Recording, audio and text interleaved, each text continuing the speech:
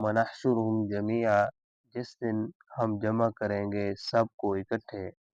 ثم نقول للذین، پھر ہم کہیں گے ان لوگوں کو، اشرکو، جنہوں نے شریک ٹھہرایا تھا، این شرکاؤکم، کہاں ہے تمہارے شرکا، الذین کنتم تزعمون، وہ جن کے بارے میں تم گمان کرتے تھے، ثم لم تکن فتنتہم، پھر نہیں ہوگا ان کا عذر، الا ان قالوا، مگر یہ کہ وہ کہیں گے، واللہ، اللہ کی قسم، ربنا، اے ہمارے رب، ما کننا مشرکین، نہیں ہم شرک کرتے تھے، انظر کیف کذبوا، آپ دیکھیں کیسے جھوٹ بولتے ہیں، علی انفسہم، اپنی جانوں پر، وضل عنہم ما كانوا یفترون، اور گم ہو گئے ان سے وہ جس کے بارے میں وہ افترا باندھتے تھے۔ پیچھے اللہ تبارک و تعالیٰ نے ظالم لوگوں کا تذکرہ کیا ہے کہ سب سے بڑا ظالم کون ہے۔ اللہ نے فرمایا کہ سب سے بڑا ظالم وہ ہے جو اللہ کے خلاف جھوٹ پڑے، اللہ کی آیات کو جھٹلا دے۔ آگے اللہ تعالیٰ فرمائیں گے کہ ایک دن ایسا آنے والا ہے، وَيَوْمَ نَحْشُرُهُمْ جَمِيعًا، کہ جہاں میں سب کو اکٹھا کروں گا، وہ ہوگا میدان محشر۔ جن انسان مخلوق جتنا بھی اللہ تعالیٰ نے کیڑے مکوڑے، جتنا بھی اللہ تعالیٰ نے جاندار چیز کو پیدا کیا، جس کے اندر روح پی جاتی ہے نا، وہ سب کی سب کل قیامت والے دن میدان محشر کے اندر جمع ہو جائے گی۔ سب کو اللہ تبارک و تعالیٰ جمع کریں گے۔ جب اللہ تبارک و تعالیٰ سب لوگوں کو جمع کر دیں گے تو جو لوگ مشرک ہوں گے نا، جنہوں نے شرک کیا ہوگا، اللہ تبارک و تعالیٰ ان سے پوچھیں گے کہ جن لوگوں کو تم نے میرے ساتھ شریک ٹھہرایا تھا، میرے سوا کسی اور کی عبادت کرتے تھے، تم یہ کہتے تھے کہ یہ بھی ہمارا حاجت روا ہے، یہ بھی ہمارا مشکل کشا ہے،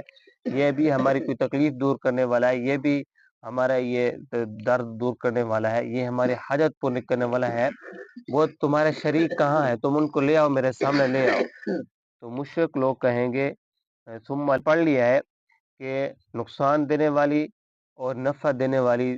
اور نقصان سے بچانے والی، نفع دینے والی ذات صرف اور صرف اللہ تبارک و تعالیٰ کی ہے۔ وَإِن يَمْسَسْكَ اللَّهُ بِضُرٍّ فَلَا كَاشِفَ لَهُ إِلَّا هُوَ، اگر کسی کو اللہ تبارک و تعالیٰ نقصان دینا چاہے تو کسی کے اندر ہمت اور طاقت نہیں کہ اس کو روک سکے۔ وَإِن يَمْسَسْكَ بِخَيْرٍ فَهُوَ عَلَى كُلِّ شَيْءٍ قَدِيرٌ، اگر اللہ تعالیٰ کسی کو بھلائی دینا چاہے تو ہر چیز کے اوپر قدرت رکھنے والا، کوئی شخص اس کی بھلائی کو، اللہ کی بھلائی کو نہیں روک سکتا۔ تو نفع دینے والی ذات، نقصان دینے والی ذات صرف اور صرف اللہ کی ہے، اللہ کے علاوہ کسی اور کی نہیں ہے۔ اگر اللہ کے علاوہ کوئی اور نفع نقصان دینے والی ذات ہوتی، وہ ہمارے پیغمبر صلی اللہ علیہ وسلم ہوتے، کیونکہ آپ صلی اللہ علیہ وسلم کا مرتبہ اور مقام جو ہے وہ سب سے بڑھ کر ہے، جتنا بھی مخلوق ہے سب سے بڑھ کر مقام اور مرتبہ جو ہے ہمارے پیغمبر صلی اللہ علیہ وسلم کا ہے۔ لیکن آپ صلی اللہ علیہ وسلم کو بھی نفع اور نقصان کا مالک بھی نہیں ہے، نفع نقصان کا اختیار بھی نہیں ہے۔ اللہ تعالیٰ نے خود ارشاد فرمایا، اے پیغمبر آپ ان لوگوں کو کہہ دیں، قل انی لا املک لکم ضرا ولا رشدا، میں کسی کے نفع و نقصان کا مالک نہیں ہوں۔ دوسری جگہ اللہ نے ارشاد فرمایا، قل لا املک لنفسی نفعا ولا ضرا، اے پیغمبر ان لوگوں کو کہہ دے کہ میں اپنی ذات کا بھی نفع نقصان کا مالک نہیں ہوں۔ جب میں اپنی ذات کے نفع نقصان کے مالک نہیں ہوں تو پھر تمہاری نفع نقصان کا کس میں مالک ہوگا؟ اللہ تعالیٰ کے پیغمبر بھی کسی کے نفع نقصان کا مالک نہیں ہے۔ تو کیا جو بزرگ ہیں، جو اولیاء ہیں، جو شہید ہو گئے، وہ ان کا درجہ ہمارے پیغمبر سے زیادہ ہے؟ جو آج لوگ قبروں کے جا کر پوجا کرتے ہیں اور چکر لگاتے ہیں، خانقاہ کے اوپر جا کر مدد مانگتے ہیں، درباروں کے اوپر جا کر مدد مانگتے ہیں، کیا ان کا مرتبہ ہمارے پیغمبر سے زیادہ ہے؟ جب ہمارے پیغمبر کو نفع نقصان کا مالک کا اختیار نہیں دیا گیا، نفع نقصان کا اختیار نہیں دیا گیا، تو ان بزرگوں کو کیسے اختیار دیا گیا ہے؟ تو اللہ تبارک و تعالیٰ ہی نفع نقصان کا مالک، اللہ تعالیٰ کے علاوہ کوئی اور بھی نفع نقصان کا مالک نہیں ہے، چاہے بزرگ ہوں، پیر ہوں، جو بھی ہوں، وہ کوئی بھی نفع نقصان کا مالک نہیں ہے، صرف اللہ کی ذات ہے نفع نقصان کے مالک کی۔ تو جب قیامت کا دن ہوگا تو اللہ تبارک و تعالیٰ مشرک لوگوں سے پوچھیں گے کہ تم نے جن کو شریک ٹھہرایا تھا، جن کو نفع نقصان کا مالک سمجھا تھا، ان کو میرے پاس لے کے آؤ، میرے سامنے لے کے آؤ، کہاں ہے وہ؟ تو مشرک لوگ کہیں گے، الا ان قالوا واللہ ربنا ما كنا مشرکین، اللہ کی قسم اے رب ہم شرک نہیں کرتے تھے۔ تو مشرک سے بڑھ کر کوئی بے حیا نہیں ہے، مشرک سے بڑھ کر کوئی بڑا جھوٹا نہیں ہے۔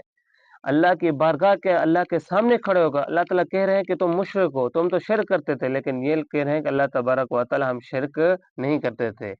آج کے دور کے اندر بھی مشرک کو آپ کہیں کہ آپ شرک کرنے والے ہیں، مثال کے طور پر کوئی قبروں کی پوجا کرنے والا ہے، کوئی درباروں کے جا کر چکر لگانے والا، طواف کرنے والا، آپ اس کو کہیں کہ آپ تو شرک کرنے والے ہیں، تو آپ کو کہے گا کہ میں تو شرک نہیں کرنے والا، میں تو بزرگوں کی عبادت کرنے والا ہوں، میں تو بزرگوں سے پیار کرنے والا ہوں، محبت کرنے والا ہوں۔ آج کا مشرک بھی آپ کو کہیں گے اس کو تو شرک کرنے والا ہے، وہ بھی جھوٹ بول دے گا، وہ بھی آپ کو شرک کے اندر نہیں سمجھے گا میں کہ واقعی مشرک سمجھنے والا ہوں۔ تو اتنا بڑے جھوٹ ہے، اللہ کے سامنے بھی جھوٹ بول دیں گے۔ اسی وجہ سے حق بات جو ہے نا کو حق سمجھے، اور جھوٹ بات جو ہے غلط بات ہے اس کو غلط سمجھے۔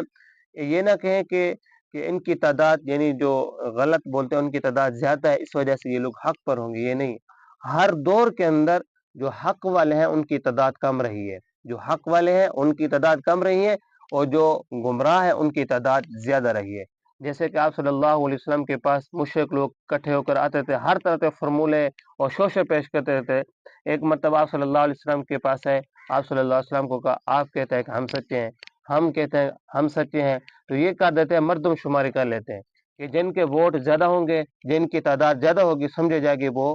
حق پر ہے۔ تو اللہ تعالیٰ نے فرمایا وَإِن تُطِيعْ أَكْثَرَ مَنْ فِي الْأَرْضِ يُضِلُّوكَ عَنْ سَبِيلِ اللَّهِ، اے پیغمبر اکثریت جو زمین کے اندر ہے وہ گمراہ ہے، اکثریت جو زمین کے اندر ہے وہ گمراہ ہے، اگر آپ ان لوگوں کی مانیں گے تو آپ کو یہ سیدھے راستے سے ہٹا دیں گے۔ تو اکثر جو ہے نا لوگ گمراہ ہیں، حق والے کم ہوتے ہیں۔ تو اللہ تعالیٰ نے فرمایا انظر کیف کذبوا علی انفسہم وضل عنہم ما کانوا یفترون، کہ مشرک ایسے بڑے ظالم ہیں جو اپنی جانوں کے خلاف بھی جھوٹ بول رہے ہیں۔ تو یہ آپ نے آپ کو سیدھے راستے سے ہٹا دیا ہے، ان لوگوں نے ان کی بات، مشرک لوگوں کی بات کبھی بھی نہیں مانی۔ جو شرک کرنے والا ہے، شرک اتنا بڑا گناہ ہے کہ اس کی کبھی بھی بخشش نہیں ہو سکتی۔ ہاں اگر کوئی توبہ کرے گا تو پھر تو بخشش ہوگی، لیکن کبھی بھی اس کی بخشش نہیں ہو سکتی۔ باقی گناہ تو اللہ تعالیٰ معاف کر سکتے ہیں، لیکن شرک کی کوئی بخشش نہیں ہو سکتی۔ دعا ہے کہ اللہ تعالیٰ ہم سب کو شرک والی بیماری سے ہم سب کی حفاظت فرمائے۔